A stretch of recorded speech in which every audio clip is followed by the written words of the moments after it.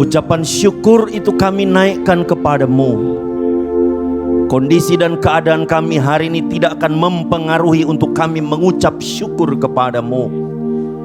Walau dalam keadaan seperti ini Tuhan, tak putus-putusnya kami mengatakan kepadamu, Engkau baik ya Bapa. Dan oleh sebab itu ya Tuhan, pada pagi hari ini mari Engkau bawa setiap hidup kami lagi Tuhan, supaya kami lebih dalam lagi di dalam pengenalan kepadamu. Setiap pertemuan, perjumpaan dengan Engkau Tuhan pasti akan membawa perubahan dalam hidup kami. Dan hari ini Tuhan, ketika kami ada di dalam rumah-Mu Tuhan, kami pulang, kami membawa sebuah perubahan untuk kami mengubah dunia ini. Karena Tuhan Yesus ada dalam setiap hati kami. Tuhan, hamba berdoa bagi setiap jemaat-Mu yang ada di tempat ini maupun yang mengikuti ibadah online Tuhan. Tuhan lawat, Tuhan jamah setiap telinga yang mendengarkan. Tuhan jamah setiap hati untuk dipulihkan Tuhan. Terima kasih Bapa, kami siap untuk mendengarkan firman-Mu Tuhan.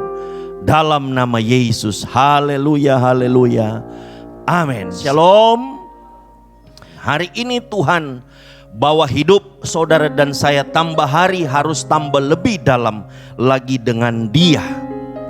Dan pagi hari ini saya coba untuk mengungkapkan sebuah tema yang sangat luar biasa, di mana tema ini yaitu bicara tentang perjumpaan yang mengubahkan. Ada kerap kali dalam hidup saudara dan saya, kita datang ke gereja, kita datang berbakti, kita datang beribadah, tetapi hidup kita kembali hanya seperti itu-itu saja. Sehingga mungkin kerap kali orang dunia kemudian menilai kekristenan kita, kekristenan yang menjadi Kristen yang biasa-biasa saja. Padahal seorang Kristen ketika dia berjumpa dengan Kristus, dia akan menjadi suatu kuasa yang luar biasa. Itulah hidup saudara dan saya yang akan mengalami perubahan. Keadaan ini tidak akan pernah bisa mengubah pandangan hidup kita kepada Tuhan. Itu apabila saudara dan saya benar-benar berakar dengan Tuhan. Dan salah satu cara Tuhan buat, Tuhan izinkan hari ini sedang terjadi, yang namanya kita diizinkan untuk memasuki yang namanya satu fase pandemi yang sangat luar biasa. Tidak pernah saya juga berpikir dalam pikiran saya hari ini, kalau hampir 2 tahun ini kita tidak bisa berjumpa. Saya juga tentu berjumpa dengan Bapak Ibu Saudara sekalian di gereja BES Surabaya ini, ITC ini, baru kali ini hampir 2 tahun kita baru berjumpa. Sedangkan tentu kami di Manado juga sudah ibadah-ibadah onsite seperti biasanya, tapi dengan protokol kesehatan yang sangat ketat. Tapi saya mau katakan hari ini saudara, apa yang Tuhan kasih visi di gereja ini, bahwa akan ada pengangkatan, bahwa Yesus tidak lama lagi akan datang, itu bukan sebuah mimpi atau omong kosong belaka. Tapi salah satu bukti ketika pandemi wabah ini sedang merajalela, itu adalah satu tanda-tanda bahwa sedang digenapi dan Tuhan sedang memberikan warning, perhatian bagi saudara dan saya, bahwa Dia tidak lama lagi akan datang. Di mana firman Tuhan juga berkata, mengungkapkan bahwa waktu ini akan dipersingkat. Nah, oleh sebab itu gereja ini, kalau saudara perhatikan, nanti kita akan lihat di dalam poin-poin kita, salah satu cara Tuhan sedang mendewasakan kita, bukan cuma sekedar kita datang berbakti, tapi ada sesuatu, firman itu harus diberitakan kepada Bapak Ibu Saudara sekalian. Kita akan lihat dulu satu kebenaran firman Allah di dalam Injil Lukas 24, mulai ayat yang ke-13, kita lihat sampai dengan ayat yang ke-16. Ayat 13 saya akan bacakan. Pada hari itu juga 2 orang dari murid-murid Yesus pergi ke sebuah kampung yang bernama Emmaus yang terletak kira-kira 7 mil jauhnya dari Yerusalem.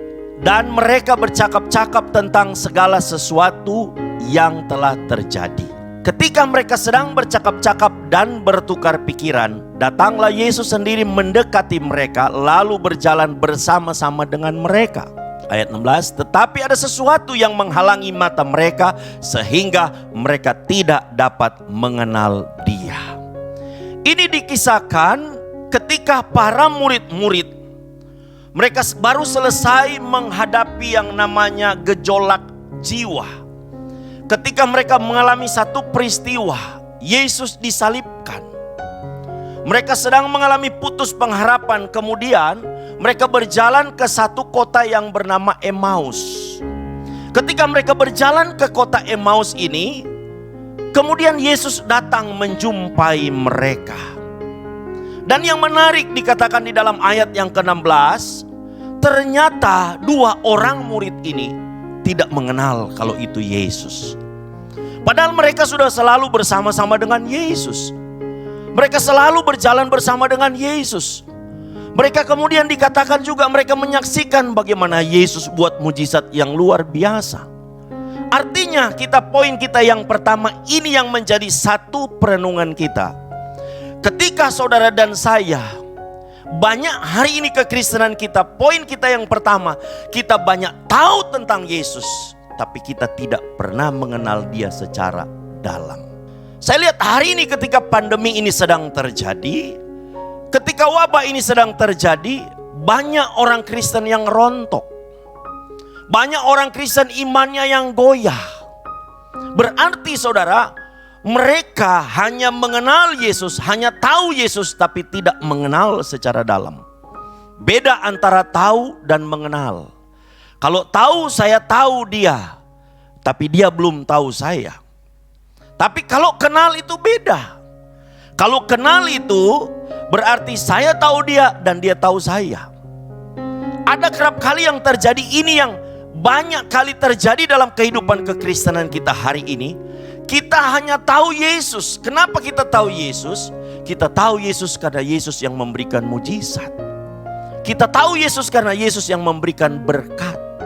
Tapi ketika kita mengalami namanya goncangan hidup, ketika kita mengalami persoalan hidup, kita lupa dengan Dia. Dan seolah-olah kita mulai menghakimi Dia. Kita mulai katakan bahwa Tuhan jahat. Kenapa Tuhan izinkan masalah ini terjadi? Ini kerap kali yang terjadi dalam hidup kita. Itu tandanya apa saudara? Bahwa saudara dan saya hanya tahu Yesus, tapi tidak pernah mengenal Yesus lebih dalam lagi. Ini sesuatu yang miris sedang terjadi dalam kekristenan kita. Ini sesuatu yang sangat memprihatinkan kekristenan kita. Oleh sebab itu saudara, hari ini di gereja ini sedang dikasih firman yang luar biasa. Diberikan namanya mega project, diberikan namanya back to Jesus teaching. Supaya apa saudara? Saudara mengenal Yesus lebih dalam lagi. Bukan cuma dari kata orang, bukan cuma dari kesaksian orang, tapi seseorang akan mengenal Yesus karena mengalami perjumpaan dengan Dia. Saya menjadi Kristen itu dari kurang lebih saya SD, saya dimasukkan menjadi Kristen. Di mana orang tua kami bukan orang Kristen. Tapi akhirnya saya dimasukkan menjadi Kristen. Ketika saya jadi Kristen saudara, saya tidak mengenal apa itu Kristen, saya menjadi agamawi. Tapi kemudian Tuhan membawa saya waktu itu dalam sesuatu yang Tuhan izinkan. Yaitu persoalan yang diakibatkan, masalah yang diakibatkan dibuat oleh saya sendiri. Di mana saya akhirnya pergaulan menjadi tidak baik, pergaulan tidak beres, anak muda. Saya menjadi bandar judi, saya narkoba dan sebagainya. Hidup saya hancur-hancuran, dan itu Tuhan izinkan. Rancangan setan masuk dalam hidup saya, tapi ada rancangan Allah yang luar biasa mau mengangkat hidup saya melalui rancangan setan. Nah, hari ini supaya saudara juga harus bisa mengenal Dia secara jelas. Kerap kali atau kadang-kadang saudara, Tuhan izinkan kita masuk dalam lembah kekelaman. Tuhan izinkan ada setan yang membuat masalah dalam hidup kita. Tetapi ada rencana Allah yang luar biasa dalam hidup saudara dan saya. Kita harus lihat itu rencana Allah yang luar biasa. Dan akhirnya apa yang terjadi saudara, ketika saya mengalami yang namanya masalah persoalan itu, Tuhan menangkap hidup saya dan hari ini saya menjadi hamba Tuhan. Dan ketika saya menjadi hamba Tuhan, apakah hidup saya fine-fine aja? Apakah hidup saya baik-baik aja? Enggak. Saya mengalami masalah seperti apa yang Bapak Ibu Saudara alami juga. Saya mengalami masalah yang sama, saya mengalami persoalan yang sama. Tetapi karena pengenalan saya kepada Tuhan jelas, saya tidak pernah bersungut-sungut atau saya tidak pernah menggerutu, saya tidak pernah komplain, tapi saya selalu bersyukur kepada Tuhan. Amin. Nah, oleh sebab itu hari ini Bapak Ibu Saudara dan saya sekarang, kita sekarang ini hari ini harus lebih dalam untuk mengenal Dia. Kita lihat dulu satu ayat, 2 Korintus 3 ayat 14 sampai dengan ayat yang ke-16.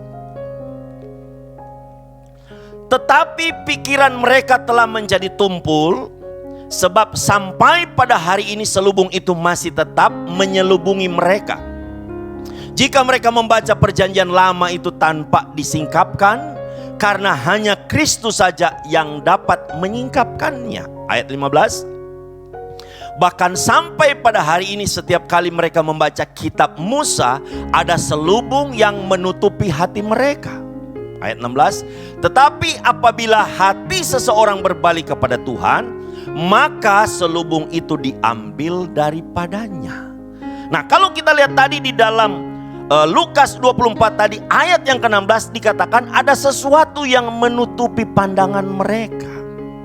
Sesuatu yang menutupi pandangan daripada murid-murid Yesus ini, 2 murid ini adalah karena mereka fokus kepada sesuatu yang namanya masalah. Mereka putus pengharapan. Nah, hari ini mungkin juga Bapak, Ibu, Saudara dan saya sekalian, kita mungkin hari ini tidak kenal Yesus secara jelas karena kita fokus kepada masalah dan persoalan kita. Nah, oleh sebab itu Tuhan ingin ingatkan kepada Bapak, Ibu, Saudara sekalian, jangan fokus kepada masalah. Jangan fokus kepada persoalan. Jangan fokus kepada pandemi ini saudara. Tapi kita belajar fokus hanya kepada Kristus, kepada firman Allah. Kalau kita fokus kepada Tuhan, kita fokus kepada firman Allah, maka sesuatu yang luar biasa pasti akan terjadi dalam hidup kita. Amin. Waktu Petrus berjalan di atas air, ketika Petrus melangkah keluar dari perahu, dia sudah mengalami mujizat. Belum pernah ada sejarah di muka bumi ini manusia bisa jalan di atas air kecuali hanya satu orang yang namanya Petrus. Sejarah mencatat di muka bumi ini tidak pernah ada orang yang mengalami perjalanan di atas air. Tapi Petrus berjalan di atas air 2-3 langkah. Tapi ketika Petrus tidak fokus kepada Yesus, Petrus kemudian fokus kepada angin, kepada gelombang yang tinggi. Kemudian apa yang terjadi? Petrus jatuh. Petrus jatuh dan Petrus kemudian berteriak, "Tuhan, tolong aku." Yesus menolong. Ketika hari ini juga sama, Bapak, Ibu, Saudara sekalian, hari ini kita fokus kepada pandemi. Hari ini kita hanya fokus kepada persoalan masalah dalam hidup kita. Maka kita akan hancur mengalami namanya masalah dan persoalan. Pandemi ini akan menggerogoti hidup kita. Orang tanya sama saya, "Pak Roy, bagi gereja Base, COVID ini apa?" Saya katakan bagi kami, gereja Base, COVID ini masa lalu. Karena sebelum COVID ini, sebelum lockdown dulu di Indonesia bulan Maret, gembala senior, saya ikut dengan dia. Kita sudah keliling kemana-mana, dia sudah menceritakan akan ada sesuatu yang terjadi. Dan kemudian setelah itu diingatkan, sehingga ada beberapa jemaat mungkin komplain. Kemudian katakan, kenapa mesti ngomong pandemi dan pandemi. Tapi waktu itu awal-awal kami ingatkan. Tapi setelah itu sudah tidak ngomong lagi tentang corona. Tapi kita ngomong sesuatu masa depan. Karena Tuhan Yesus selalu bicara masa depan. Dia tidak pernah bicara tentang masa lalu. Amin. Nah, oleh sebab itu hari ini saudara, kita tingkatkan supaya kita cuma tidak tahu saja tentang Yesus, tapi kita harus mengenal Yesus lebih dalam lagi.